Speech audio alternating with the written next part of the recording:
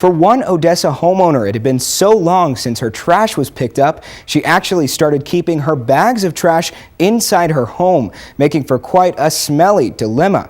Tonight, we're on your side.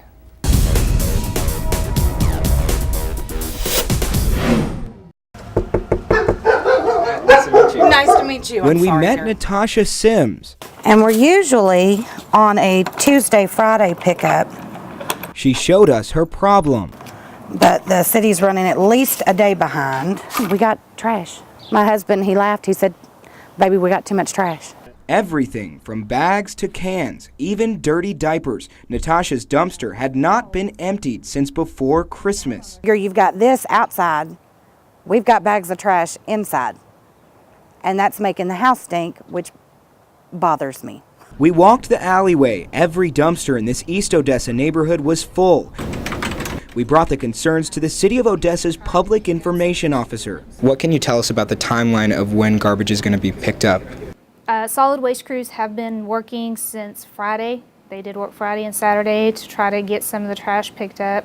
It's been very difficult for those heavy trucks to go down the alleyways because of muddy conditions that could cause water line or gas line breaks, could cause the trucks to get stuck, and because tree limbs, people were piling broken tree limbs in the alleyways that were preventing the trucks from going down the alleyway. So it made it very, very difficult to go down the alleyways and pick up some of that. So that on top of the holidays just was a double whammy for us. And the problem isn't just cosmetic. If your trash ends up on the ground, it could cost you a fine.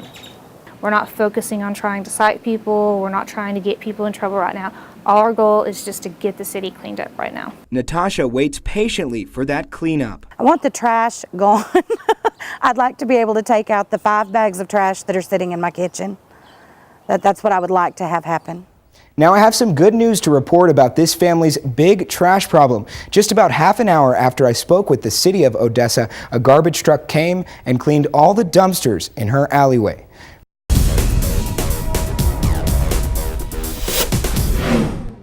The family of 4-year-old Levi Driver never thought they'd lose their beloved child at a cemetery. Last week, a tombstone fell on him, cutting his young life short. It's been sitting there like that. It couldn't have just not been my grandson that died. It could have been any child that died and just walked up and touched it.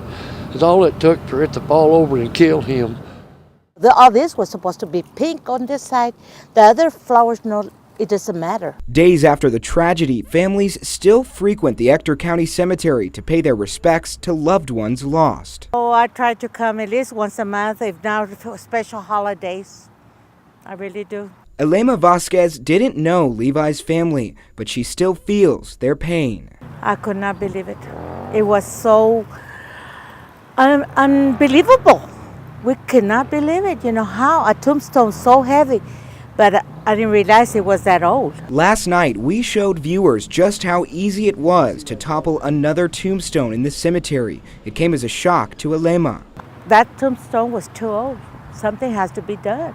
And I think the county, if relatives are not alive, if the relatives will try for the relatives to keep, do something about it. But if not, I think it's the county. I really do. The tombstone which killed Levi was nearly a century old. Even still, the county says maintenance is in the hands of its owners, an answer Levi's family and this visitor is not satisfied with. Do you think this could happen to other children here? Oh, yes, definitely. Unless there's something done with those old ones. The boy's family asked CBS 7 to help make sure this never happened again. So we came here to the Ector County Cemetery. After looking at about a dozen tombstones, we found at least 6 which wobbled, some enough to come completely off their pedestal. We reached out to Ector County to ask if they would do anything about the problem or at least do inspections. Those answers were hard to find. On Monday, County Judge Susan Redford spoke with CBS 7 by phone about an internal investigation into the incident. She answered questions about it. Today, a different answer. Calls and emails to her and county commissioners were not returned. A request for interviews to ask questions about what we found denied by County Risk Manager Sam Brijalba, who told us, quote, "We are not going to comment further regarding this tragic incident." We did some digging of our own. We found the Ector County rules and regulations, which state, quote, "The cemetery shall take reasonable precautions to protect lot owners from loss or damage, but it distinctly disclaims all responsibility for loss or damage from causes beyond its control, including unavoidable accidents." But can the county intervene when tombstones pose a danger? The cemetery's rules state, quote, "The cemetery director may take such action as he deem necessary to protect the property of lot and grave owners or that of the cemetery from injury to the lots and graves or to preserve peace and good order." Do you think the county should bear some responsibility for what happened? I mean, we pay our taxes, don't we? Something has to be done. They take care of the grass, take care of the tombstones also.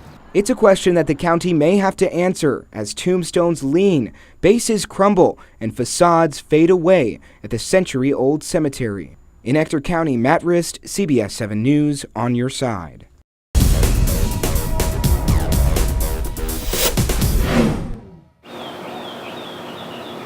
It's a beautiful day at a quiet East Odessa apartment complex. That's where we meet Zane.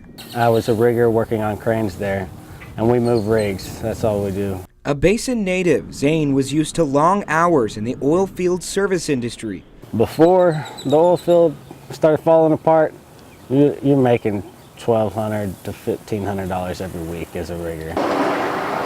Zane says he and about 70 employees at Kirkland Energy Services in Midland have not been paid. He says the company's owner announced in a meeting this morning they were falling behind because contractors hadn't paid for their services. She'll make it right. I believe she will make it right. But when is she going to make it right? The first is tomorrow. A lot of these people aren't going to be able to pay their rent tomorrow. We went to Kirkland Energy Services off I-20. Y'all need to go that way. Excuse me, yeah, we'd like to talk to the owner of the company. Y'all need to go that way. We spoke with a representative of the company who said, quote, "The people that are causing problems are disgruntled former employees." When we asked if employees had been paid or not and whether there was a meeting informing them the company was behind, he said only, quote, "We are taking care of everyone." We were promptly asked to leave without an on-camera interview. Shortly after, the Midland County Sheriff's Department was called to the scene. Before we left, another employee who did not wish to be on camera said he had not been paid for 2 weeks. What do you want to happen here? What should happen, the right thing, pay us. Give us the money we're supposed to get paid and give it on time. The incident has caught the attention of the Special Olympics organization in Austin. Tonight's story is a good lesson on really knowing where your money is going and what's involved when you're tacking on to a charitable event. Tonight, I'm on your side. We met Cindy at a park where she spends time with her son between appointments as a beauty product salesperson. I'm an independent consultant for Perfectly Posh. When asked on Facebook to sell her products at the Shopping in Style event in Odessa, it seemed legitimate. It was supposed to benefit Special Olympics. Event organizer Tarika Goyette's posters say donations to Special Olympics. She charged vendors anywhere from $55 to $100 to take part. I have a stepsister whose daughter participates in Special Olympics, and it's just an all-around good cause. And if you can do anything for charity and be able to get like my company name out there and my name out there, of course, I'm all for it. The event was a flop, but what happened to the cash the vendors paid? Wasn't it for charity? It's been 2 weeks since the event. Special Olympics Texas tells CBS 7 it has no record of a donation. We got Goyette on the phone. Whether a donation was ever actually made to the Special Olympics. Yeah, it wasn't supposed to go towards the Special Olympics. The baskets and the raffle tickets that we were supposed to have customers were supposed to go towards the Special Olympics. But we didn't have no customers. And what about the money the vendors paid to be at the event? Wasn't a portion of those proceeds set to go to the Special Olympics? No. After a few questions, her story changed. Where does the money go that was paid by the vendors to be at this event? Some of it's sent and some of it's being put out to go towards the Special Olympics. Okay, so that's a different answer than the one that you just gave me before, correct? Yes, it is. It was about 800 and something. I plan on donating at least 500. A donation vendors are still looking for. we got ripped off. I mean, $75 or $100 is, you know, still people's hard-earned money. If The vendor showed me a certified letter in hopes of getting their money back sent to the event's organizer. Now, the Special Olympics tells me that there are some things you can do to prevent this from happening. First of all, always call the charity before you donate. For now, I'm in studio. Matt Rist, CBS 7 News, on your side.